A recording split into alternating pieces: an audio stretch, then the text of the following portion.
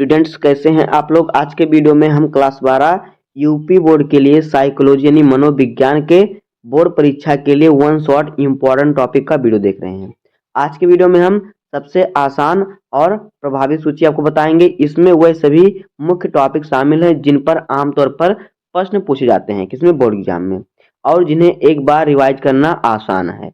देखिए, अगर आप आज के वीडियो जितने में टॉपिक बताऊंगा, अगर आपका उतना टॉपिक कंप्लीट तैयार है तो आपकी आज के वीडियो में देखिए 80 से 90% की तैयारी पूरी मानी जाएगी। तो आज का वीडियो आपके लिए मोस्ट इंपॉर्टेंट है। अगर आप वीडियो पर नए हैं तो वीडियो को लाइक कर दीजिए और चैनल पर नए हैं तो सब्सक्राइब कर दीजिए, बेल आइकन को प्रेस कर दीजिए, क्योंकि बोर्ड एग्जाम के हर इंपॉर्टेंट टॉपिक का वीडियो आपको इस चैनल पर डेली मिलता रहेगा। तो ये वीडियो को स्टार्ट करते हैं। देखिए, क्लास 12 मनोविज्ञान one shot important topic UP board के लिए, unit wise high weightage topics Hindi में हम बता रहे हैं आपको। तो देखिए, अध्याय 1 हमारा क्या है, मनोविज्ञान की प्रकृति, क्षेत्र और उपक्षेत्र। तो देखिए, इस चैप्टर के सभी इंपॉर्टेंट टॉपिक कौन कौन से हैं। देखिए, मनोविज्ञान की परिभाषा, प्रकृति और लक्ष्य को तैयार कर लेना आपको। मनोविज्ञान के क्षेत्र क्या क्या है उसको तैयार कर लेना है। मनोविज्ञान की शाखाएं तैयार कर लेना है। और फिर देखिए, क्लिनिकल, काउंसलिंग, इंस्टीट्यूशनल, एजुकेशनल और सोशल, इन सभी को तैयार कर लेना है। रोजमर्रा जीवन में मनोविज्ञान का महत्व, मनोविज्ञान का विकास और वैज्ञानिक पद्धति। पहले चैप्टर से आपको इतने टॉपिक तैयार करना है, इतने टॉपिक बहुत ही इंपॉर्टेंट है। उसके बाद देखिए, चैप्टर 2 हमारा है अनुसंधान विधियां। तो देखिए, यहाँ से आपको क्या क्या तैयार करना है, प्रायोगिक विधि, अवलोकन विधि, सर्वेक्षण विधि और केस स्टडी विधि। उसके बाद देखिए, स्पेलिंग के प्रकार और फिर डेटा के प्रकार और गुणात्मक परिणात्मक, इसको तैयार करना है इस चैप्टर से। उसके बाद चैप्टर 3 हमारा है मानव व्यवहार के जैविक आधार। इसमें आपको देखिए क्या तैयार करना है, न्यूरॉन की संरचना, तंत्रिका तंत्र, एंडोक्राइन ग्रंथियां और मस्तिष्क के भाग और उनके कार्य। और फिर देखिए, व्यवहार में हार्मोन का प्रभाव, ये बहुत ही इंपॉर्टेंट है, व्यवहार में हार्मोन का प्रभाव। उसके बाद देखिए, हमारा आ गया अध्याय 4। तो अध्याय 4 हमारा संवेदना, ध्यान और अनुभूति। तो देखिए, यहाँ से आपको संवेदना थ्रेशोल्ड तैयार कर लेना है, ध्यान प्रकार और कारक तैयार कर लेना है, अनुभूति तैयार कर लेना है, और फिर भ्रम क्या होता है, भ्रम तैयार कर लेना है। और फिर देखिए, गेस्टाल्ट सिद्धांत, जो गेस्टाल्ट सिद्धांत होता है ये बहुत इंपॉर्टेंट, इसको तैयार कर लेना है। उसके बाद देखिए, अध्याय 5 हमारा सीखना। तो सीखना चैप्टर में आपको देखिए क्या क्या तैयार करना है, अधिगम की परिभाषा, और फिर देखिए कंडीशनिंग, और फिर देखिए क्या है क्लासिकल, और फिर ऑपरेंट, इन सभी को तैयार कर लेना है। उसके बाद है अवलोकनात्मक अधिगम, और फिर ट्रायल एंड एरर, अधिगम के प्रकार और सिद्धांत। आगे अधिगम को प्रभावित करने वाले कारक। आप 5वें चैप्टर से आपको इतने टॉपिक तैयार कर लेना है।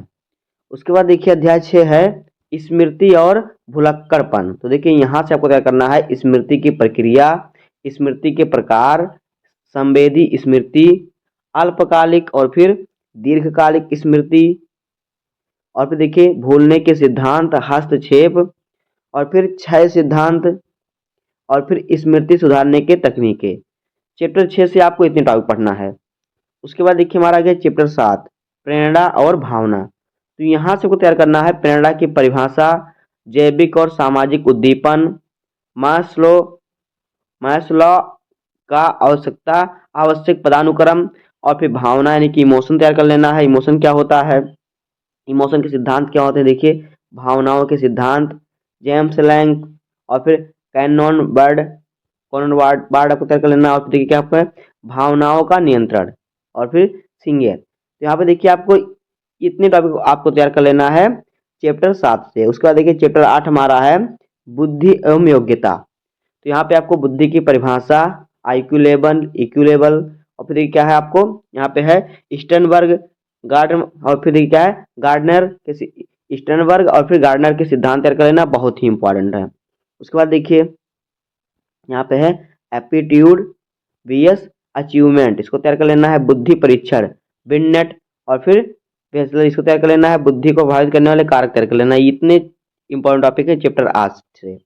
उसको देखिए, हमारा गया चैप्टर 9 व्यक्तित्व। तो यहाँ से को तैयार करना है व्यक्तित्व की परिभाषा, फ्राइड का मनोविश्लेषण सिद्धांत, एल्डर जंग का सिद्धांत, और फिर देखिए क्या है ट्रेड सिद्धांत, आलपोर्ट, और फिर देखिए क्या है कैट टेल, और फिर स्नैक प्रोजेक्टिव तकनीकी तैयार कर लेना है। टीएटी क्या होता है, ये सभी तैयार कर लेना, सभी बहुत ही इंपॉर्टेंट है। स्वास्थ्य संकल्पना यानी कि सेल्फ कॉन्सेप्ट तैयार कर लेना है, बहुत ही इंपॉर्टेंट है।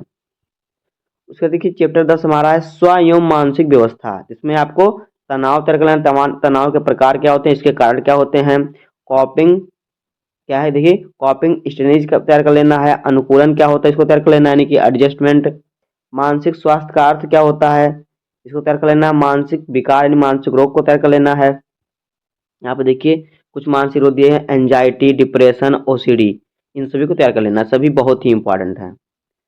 उसके बाद हमारा आ गया अध्याय 11 सामाजिक प्रभाव और सामूहिक प्रक्रिया। तो यहाँ से आपको सामाजिकता, समूह के प्रकार, और फिर देखिए कंफॉर्मिटी, और फिर देखिएगा यहाँ पे क्या है कॉम्प्लिनेंस तैयार कर लेना है। एटीट्यूड यानी कि गठन और परिवर्तन तैयार कर लेना एटीट्यूड में। पूर्वाग्रह क्या होता है, इसको तैयार कर लेना, और नेतृत्व क्या होता है, इन सभी को तैयार कर लेना, सभी बहुत ही इंपॉर्टेंट है। उसके बाद देखिए हमारा आ गया चैप्टर 12 पारस्परिक संबंध और संचार।